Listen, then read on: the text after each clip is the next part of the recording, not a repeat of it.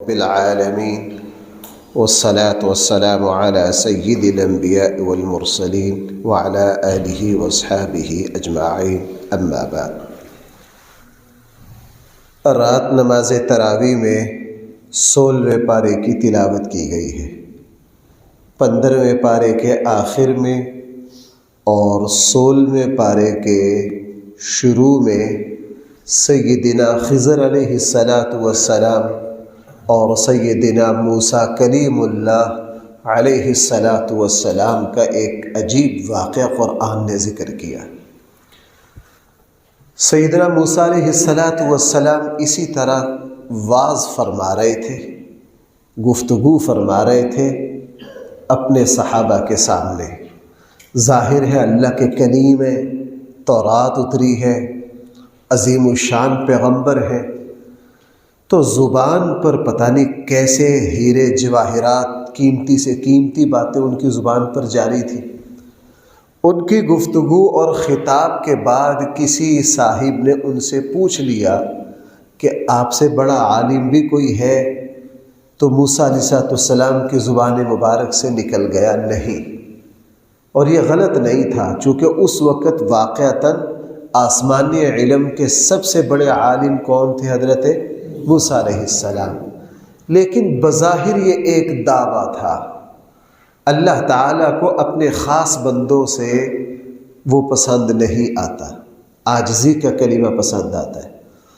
تو اللہ تعالیٰ نے موسیٰ علیہ السلام سے فرمایا کہ اے میرے کلیم، آپ نے یہ کہا ہے کہ سب سے بڑے عالم میں ہوں، آپ سفر کرو، ہمارے ایک بندے ہیں خضر، ان سے ملو، تمہیں اندازہ ہو جائے گا کہ علم کے بڑے عجیب عجیب باب اور علم کے بڑے عجیب عجیب گوشے ہیں، سفر کرو۔ موسیٰ علیہ السلام سفر کے لیے نکلے، بتا دیا کہ وہ فلاں جگہ ملیں گے۔ موسیٰ علیہ السلام وہاں پہنچے، حضرت خضر علیہ السلام سے عرض کیا کہ مجھے حکم ہوا ہے میں آپ کے ساتھ رہوں اور جو علم آپ کے پاس ہے وہ سیکھوں۔ حضرت خضر نے فرمایا آپ جو میرے پاس علم ہے اس کا تحمل نہیں کر سکیں گے، لیکن گفتگو کے بعد یہ طے پایا کہ آپ میرے کسی بھی بات پر اعتراض اور سوال نہیں کریں گے۔ سفر شروع ہوا، 3 عجیب باتیں سامنے آئیں۔ کشتی پہ بیٹھنے لگے تو خضر علیہ السلام نے اس کشتی کا جو ایک پھٹا تھا وہ توڑ دیا۔ موسیٰ علیہ السلام معاہدہ بھول گئے تو سوال کر بیٹھے یہ آپ نے خام خواہ کشتی کیوں توڑ دی، خام خواہ ان کا نقصان کیوں کیا؟ حضرت خضر نے فرمایا میرا آپ کا معاہدہ ہوا تھا کہ آپ میری کسی بات پر اعتراض نہیں کریں گے۔ موسیٰ علیہ السلام نے عرض کیا کہ میں بھول گیا، آپ درگزر کیجئے۔ حضرت خضر نے فرمایا ٹھیک ہے، اب آپ سوال نہیں کریں گے۔ آگے گئے، بچے کھیل رہے تھے، حضرت خضر علیہ السلام نے ایک بچے کو قتل کر دیا۔ حضرت موسیٰ علیہ السلام یہاں نہیں بھولے، جوش میں آ گئے کہ آپ نے ایک بے قصور ایک معصوم بچے کو قتل کر دیا۔ حضرت خضر نے فرمایا میں نے آپ سے کہا نہیں تھا کہ آپ مجھ سے سوال نہیں کرو گے؟ حضرت موسیٰ علیہ السلام نے خود ہی فرما دیا کہ اچھا اگر اب میں سوال کروں تو آپ مجھے اپنے ساتھ نہ رکھیں۔ ایک بستی میں گئے، پرانا زمانہ تھا، ان سے یہ کہا ہم مسافر ہیں، ہمیں کچھ کھانا کھلائیے۔ انہوں نے، وہ کوئی بہت ہی زیادہ بد اخلاق اور بے مروت لوگ تھے، انہوں نے کھانا نہیں کھلایا، پوچھا بھی نہیں مسافروں کو۔ جب اس بستی سے نکلنے لگے تو دیکھا کہ ایک گھر ہے، اس کی دیوار گرنے والی ہے۔ حضرت خضر علیہ السلام نے اس دیوار کو ٹھیک کر دیا۔ موسیٰ علیہ السلام نے کہا انہوں نے ہمارے ساتھ بے مروتی کی ہے، آپ اس کام کی کوئی اجرت ہی لے لیتے ان بے مروت لوگوں سے جو سفر میں ہمارے کام آ جاتی، ہمارے لیے کھانے کا انتظام ہو جاتا۔ حضرت خضر نے فرمایا کہ اب میرا اور آپ کا سفر مزید نہیں چل سکتا، تینوں باتوں کا راز بتا دیتا ہوں۔ کشتی کو میں نے توڑا اس لیے وہ غریب لوگوں کی تھی، آگے ایک ظالم و جابر بادشاہ تھا، وہ جو بہترین کشتی ہوتی تھی اس کو چھین لیتا تھا۔ میں نے اس کشتی میں عیب پیدا کر دیا تاکہ ان مسکینوں کا روزی روٹی کا انتظام، کاروبار چلتا رہے۔ اس بچے کو میں نے قتل اس لیے کیا کہ اس میں شر تھا، وہ ماں باپ کے لیے بہت بڑا فتنہ بننا تھا، میں نے اس بچے کو قتل کر دیا۔ اس کی جگہ اللہ تعالیٰ ان کو اور اولاد دے دے گا جو ان کے لیے باعث سکون اور اطمینان ثابت ہوگی۔ اور یہ جو دیوار میں نے ٹھیک کی ہے، اس لیے ان کے والد بہت نیک آدمی تھے، وہ اس کے نیچے خزانہ چھپا کے گئے ہیں تاکہ میرے بچے بڑے ہو کر اس کو نکال لیں۔ وہ بچے چھوٹے ہیں، اگر دیوار گر جاتی تو وہ خزانہ ظاہر ہو جاتا، کوئی لے جاتا، بچوں کا نقصان ہوتا۔ اور یہاں تک ہی میرا اور آپ کا سفر ہے، آگے آپ میرے ساتھ سفر نہیں کر سکتے۔ یہ عجیب واقعہ ہے، اگر اس کو قرآن بیان نہ کرتا تو اس واقعے پر یقین کرنا ممکن نہیں تھا، لیکن قرآن اللہ کی سچی کتاب ہے۔ اس واقعے میں ہے تو بہت ساری عبرتیں، لیکن 2-3 باتیں جو ہیں بطور خاص۔ ایک تو زبان سے کبھی بھی بڑا کلمہ نہیں نکالنا چاہیے، اللہ کو یہ پسند نہیں ہے، اور اللہ کے جو خاص بندے ہیں ان سے تو اللہ تعالیٰ کو بالکل بھی یہ پسند نہیں ہے۔ دوسری بات، اللہ تعالیٰ کائنات میں جو کچھ کر رہے ہیں اس کے پیچھے اللہ تعالیٰ کی بہت ساری حکمتیں ہیں، وہ ہماری سمجھ میں نہیں آتی۔ اکثر ہم سوچتے ہیں ایک بندہ ہے، اس کی اولاد نہیں ہے، وہ 2 فیکٹریوں کا مالک ہے۔ ایک بندہ یہ ہے، اس کی اولاد ہے، 4 بیٹیاں ہیں، 5 بیٹے ہیں، اس بیچارے کا کاروبار نہیں چلتا۔ یہاں عقل کہتی ہے کہ اس سے الٹ ہونا چاہیے۔ اس سے کیا ہونا چاہیے؟ تو اس کائنات میں ہر وقت بہت کچھ ہو رہا ہے، وہ ہماری سمجھ میں، چونکہ ہماری سمجھ چھوٹی ہے، لیکن دنیا میں جو کچھ ہو رہا ہے بھائی اس کے پیچھے اللہ تعالیٰ کے فیصلے ہیں اور اس کے پیچھے اللہ تعالیٰ کی حکمتیں ہیں۔ ہمارا کام ہے ہر بات پر ایمان رکھنا کہ ہمارا اللہ جہاں جو فرما رہا ہے وہی صحیح ہے، وہ ہماری سمجھ میں نہیں آ سکتا، ہماری سمجھ میں نہیں آ سکتا۔ قرآن کریم نے یہاں ذوالقرنین ایک عظیم الشان بادشاہ کا بھی تذکرہ کیا ہے۔ وہ بادشاہ کب ہوا ہے، کہاں کا تھا، قرآن نے اس کا تذکرہ نہیں کیا، بس قرآن نے اتنا فرمایا کہ اس بادشاہ نے مشرق کے آخری کنارے تک کا سفر کیا، مغرب تک کا کیا، اور شمال کے آخری کنارے تک کا سفر کیا، اور اس بادشاہ نے ایک قوم کو پایا جو بہت خونخوار تھی، وہ اس پورے علاقے کے لوگوں پر ڈاکہ زنی کرتی تھی۔ وہاں کے لوگوں نے فرمائش کی کہ یہ پہاڑوں کی پرلی طرف رہتے ہیں، آپ اس درے کو بند کر دیں۔ وہ جو اللہ کے عظیم بندے تھے ذوالقرنین، قرآن جن کا نام لے رہا ہے، انہوں نے اس دیوار کو بند کر دیا اور اس قوم کو قید کر دیا۔ قرآن و سنت میں اس کا نام یاجوج ماجوج ہے، اور قیامت کی 10 بڑی نشانیوں میں سے ایک نشانی ہے۔ قیامت کے قریب یہ قوم نکلے گی اور زمین پر بہت طوفان برپا کرے گی۔ صحیح احادیث میں ہمارے آقا نے فرمایا یہ زمین کے سارے خزانوں کو کھا جائے گی اور زمین کے سارے پانیوں کو پی جائے گی، زمین پہ فساد مچ جائے گا۔ پھر اللہ تعالیٰ اپنی ایک طاقت کے ذریعے ان سب کو موت دے دیں گے۔ جو تفصیل ہمارے آقا صلی اللہ علیہ وسلم نے بیان کی ہے، ہم اس پر 100% ایمان لاتے ہیں۔ ہم اس پر بھائی کیا کرتے ہیں؟ 100% ایمان لاتے ہیں۔ قرآن کریم نے اس بارے میں ایک یہ بات ارشاد فرمائی ہے، جو لوگ سب کچھ دنیا کی زندگی کو سمجھتے ہیں اور ان کی ساری بھاگ دوڑ دنیا کے لیے ہے، وہ آخرت میں بہت نقصان اٹھائیں گے۔ وہ آخرت میں کیا کریں گے؟ قرآن کریم نے ارشاد فرمایا وہ لوگ جو یہ سمجھتے ہیں کہ بس یہی زندگی ہے، اس کے بعد کی کوئی زندگی نہیں، یہاں موج میں اللہ جو کرنا ہے کر لو، اور وہ سارا کچھ ان کا اسی دنیا کی زندگی کے لیے ہے، یہ آخرت میں بہت نقصان اٹھائیں گے۔ قرآن کریم نے 16ویں پارے میں ایک یہ بات ارشاد فرمائی ہے کہ اللہ کی تعریف کے کلمات اتنے زیادہ ہیں، اللہ کی صفات اتنی زیادہ ہے، ہمارے رب کی شان اتنی اونچی ہے، اس کو الفاظ کے ذریعے نہ لکھا جا سکتا، نہ شمار کیا جا سکتا۔ قرآن کریم نے حضرت زکریا علیہ السلام کا تذکرہ کیا، بڑھاپے میں انہوں نے اللہ سے دعا مانگی اور اپنے اللہ کے سامنے بہت عاجزی کی، اپنی کمزوری کا اظہار کیا، اور ہمیں یہ سکھا دیا کہ جب بھی اللہ سے کچھ مانگنا ہو اللہ کے سامنے عاجزی اختیار کرو۔ بھائی اللہ کے سامنے کیا کرو؟ اللہ سے درخواست کرو، اے اللہ ہم تیرے عاجز بندے ہیں، تیرے کمزور بندے ہیں۔ جس دعا میں بندہ جتنی عاجزی دکھائے گا وہ دعا اتنی جلدی اللہ تعالیٰ کے یہاں قبول ہو جائے گی۔ قرآن کریم نے 16ویں پارے میں حضرت عیسیٰ علیہ السلام کی پیدائش کا ذکر کیا۔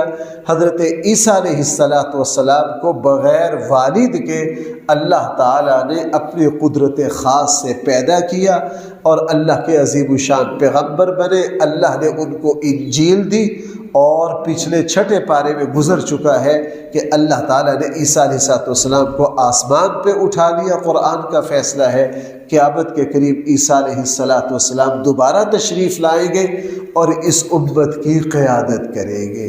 اس امت کی کیا کریں گے؟ حضرت عیسیٰ علیہ السلام کے آسمان کے اٹھائے جانے پر، دوبارہ زمین پر آنے پر ایمان لانا ہر مسلمان کے لیے بھائی کیا ہے؟ ضروری ہے۔ قرآن کریم نے 16ویں پارے میں حضرت اسماعیل علیہ السلام کا تذکرہ کرتے ہوئے فرمایا، اسماعیل علیہ السلام وہ عظیم پیغمبر تھے جو دوسرے نبیوں کی طرح ہر وقت اپنے گھر والوں کو نیکی کا حکم دیتے تھے۔ اپنے گھر والوں کو کس بات کا حکم دیتے تھے بھائی؟ نماز اور نیکی کا۔ ہم سب پر لازم ہے کہ بھائی ہم بھی اپنے خاندان میں، اپنے گھر میں، اپنی اولاد میں نماز کی تلقین کریں۔ بھائی کس کی تلقین کریں؟ نماز کی تلقین کریں، نیکی کی تلقین کریں۔ بے اللہ تعالیٰ کل قیامت والے دن مجھ سے اور آپ سے پوچھیں گے، اس لیے قرآن کا حکم ہے اپنی اولاد کو نیکی کی طرف لگاؤ۔ ہم اپنے بچوں کو نماز کا نہیں کہتے۔ رسول اللہ صلی اللہ علیہ وسلم کے صحابہ اپنے 12 سال کے بیٹوں کو جنگ میں لے جا رہے ہیں۔ کہاں لے جا رہے ہیں؟ جنگ میں، اور بچے وہاں ضد کر رہے ہیں کہ ہم نے جانا ہے۔ ایک بچے صحابی تھے، رسول اللہ صلی اللہ علیہ وسلم نے ان کو جنگ میں جانے کی اجازت دے دی۔ دوسرا بچہ اپنے والد سے لڑ پڑا کہ جی فلاں کو اجازت ملی ہے، میں ان سے زیادہ طاقتور ہوں، مجھے بھی لے کر جاؤ۔ بھائی میدان بدر میں ابو جہل کو قتل کرنے والے کون ہیں؟ 2 بچے ہیں، 2 بچے ہیں۔ اس سے اندازہ لگائیے کہ صحابہ کرام اپنی اولاد کے اندر نیکی پیدا کرنے کی کتنی کوشش کرتے تھے۔ قرآن کریم نے پہلی قوموں کی بربادی کا پہلا سبب، بھائی میں کیا لفظ استعمال کر رہا ہوں؟ پہلا سبب جن قوموں پر عذاب آیا ان کی بربادی کا سب سے پہلا سبب قرآن فرما رہا ہے کہ انہوں نے نماز کو ضائع کیا۔ نماز کو کیا کیا؟ اللہ تعالیٰ کی ناراضگی کی پہلی نشانی یہ ہے کہ ایک مسلمان نماز چھوڑ دے۔ ایک مسلمان کس کو چھوڑ دے؟ جو مسلمان نماز نہیں پڑھتا، واقعتاً اس سے اللہ تعالیٰ کیا ہے؟ ناراض ہے۔ قرآن کریم نے 16ویں پارے میں یہ ارشاد فرمایا، جو لوگ یہ کہتے ہیں کہ اللہ کی کوئی اولاد ہے، حضرت عیسیٰ اللہ کے بیٹے ہیں یا فرشتے اللہ کی بیٹیاں ہیں، اس کلمہ سے وہ اللہ کی اتنی بے ادبی کرتے ہیں کہ قریب ہے کہ اس کلمہ کی وجہ سے زمین و آسمان پھٹ جائے۔ اس کلمہ کی وجہ سے اللہ تعالیٰ کی کوئی اولاد نہیں ہے، لم یلد ولم یولد، نہ اللہ کے ماں باپ ہیں نہ اللہ کی کوئی اولاد ہے، وہ اس سے بالکل بے نیاز ہے۔ قرآن کریم نے بھائی ایک بات ارشاد فرمائی ہے کہ یہ جو قرآن کریم ہے ہم نے یہ نصیحت کے لیے اتارا ہے۔ بھائی قرآن کریم کس کے لیے آیا ہے؟ نصیحت کے لیے۔ میرا اور آپ کا کام ہے کہ اللہ کی اس کتاب سے سیکھیں، نصیحت حاصل کریں، ہدایت اور رہنمائی لیں۔ قرآن کریم نے پھر تفصیل کے ساتھ 16ویں پارے میں حضرت موسیٰ علیہ السلام اور فرعون کا بنی اسرائیل کا کئی رکوع پر تفصیل سے تذکرہ کیا ہے۔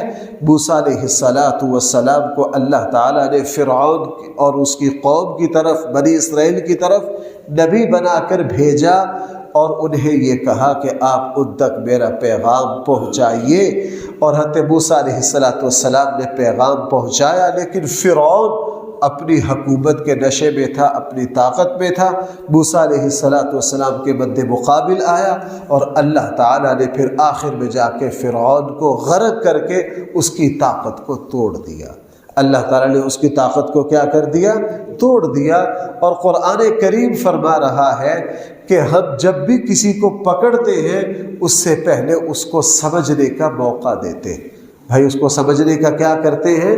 موقع دیتے ہیں۔ جب بھی کوئی بندہ کسی عذاب میں مبتلا ہو، مثلا ایک بندہ ہے وہ ساری زندگی سود کھا رہا، بے ایمانی کر رہا ہے، ایسا نہیں کہ اللہ اس کو اچانک پکڑ لے، اللہ پہلے اس کو سنبھل لے گا اور اللہ تعالیٰ اس کی کانوں تک صحیح بات پہنچا دیتے ہیں کہ سود حرام ہے۔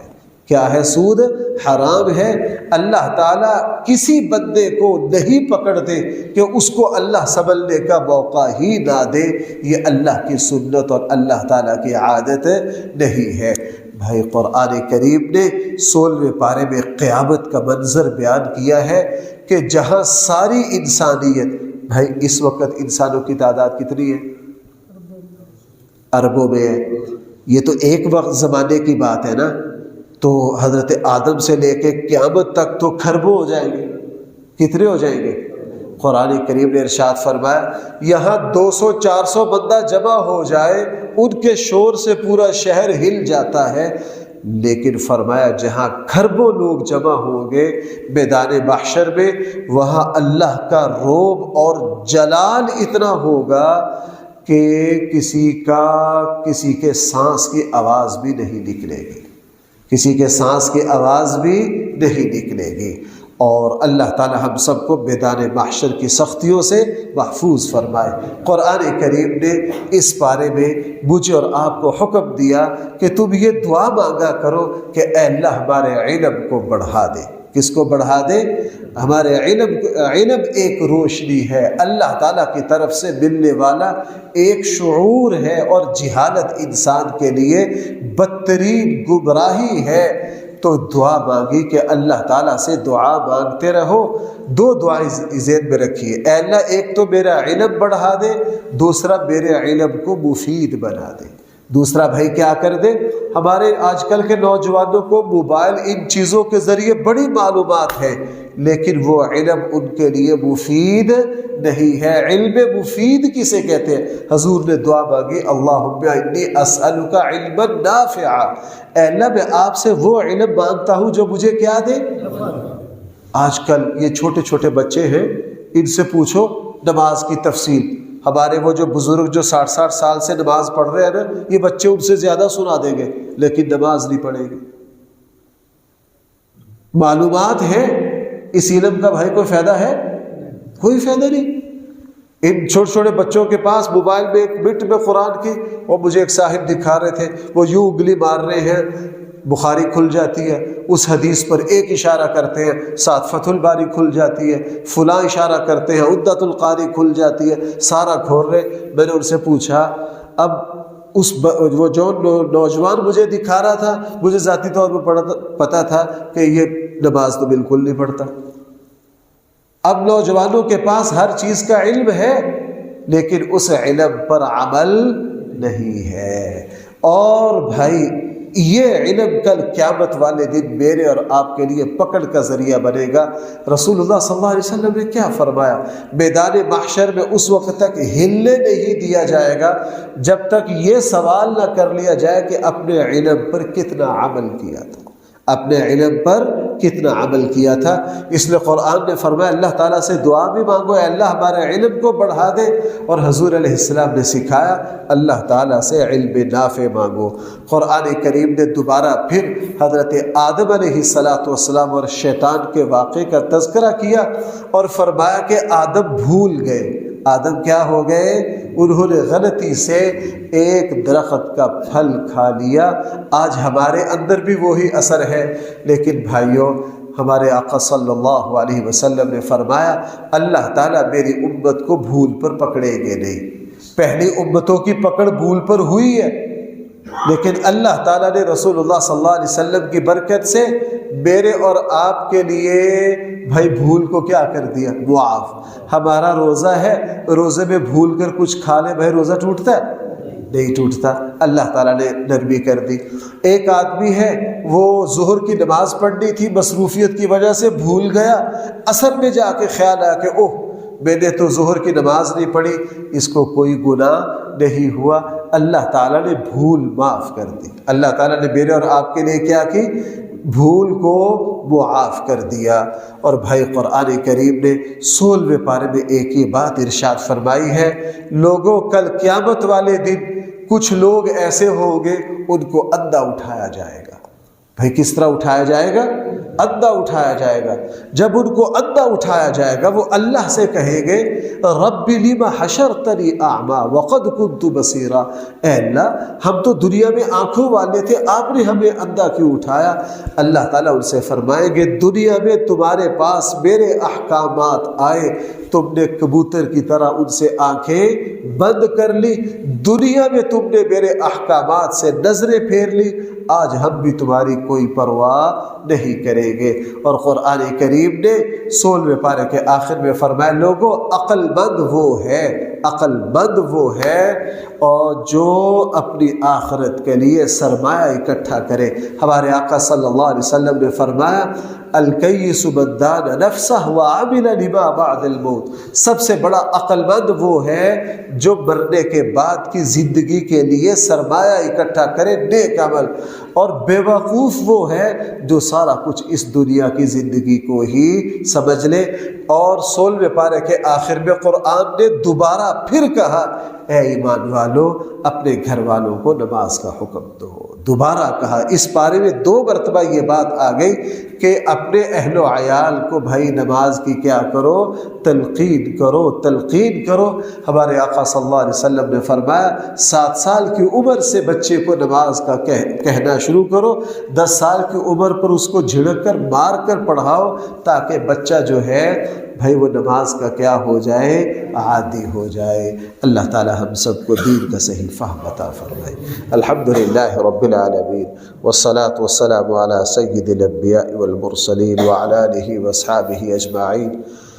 ربنا آتنا في الدنيا حسنة وفي الآخرة حسنة وقنا عذاب النار۔ ربنا ظلمنا أنفسنا وإن لم تغفر لنا وترحمنا لنكونن من الخاسرين۔ صلی اللہ تعالی علی خیر خلقہ سیدنا مولانا محمد وآلہ واصحابہ اجمعین برحمتک یا ارحم۔